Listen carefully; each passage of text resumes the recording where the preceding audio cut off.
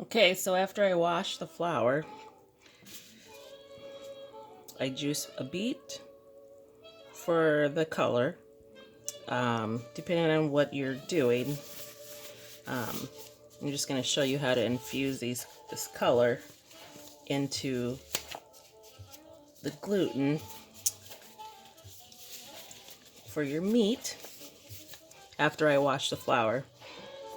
I don't let it sit right away because then it doesn't take the color and it doesn't take the seasoning as well as it could. So right after I'm done washing the flour, I go ahead and put my seasonings in there. I juice the beet. I put about, depending on how much seitan I have, this is probably like 6 ounces, 6 to 8 ounces. I put about a half a cup of beet juice. And then I just massage it in, and I always use gloves because it stains your hands pretty good.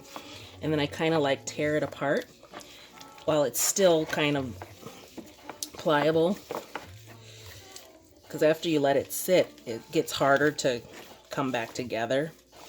So, I mean, it will come back together, but it gets harder to do that. But this is trial and error that I've figured this out.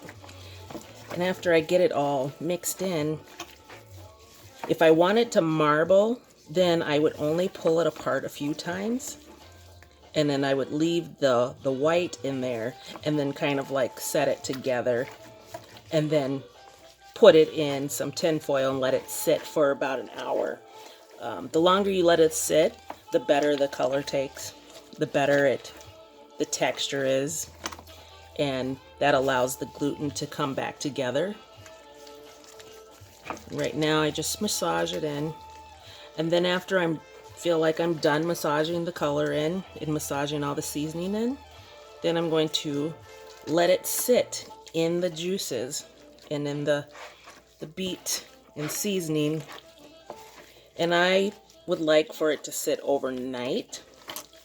If you don't have that kind of time and you're looking to do something right away, you can let it sit for about an hour.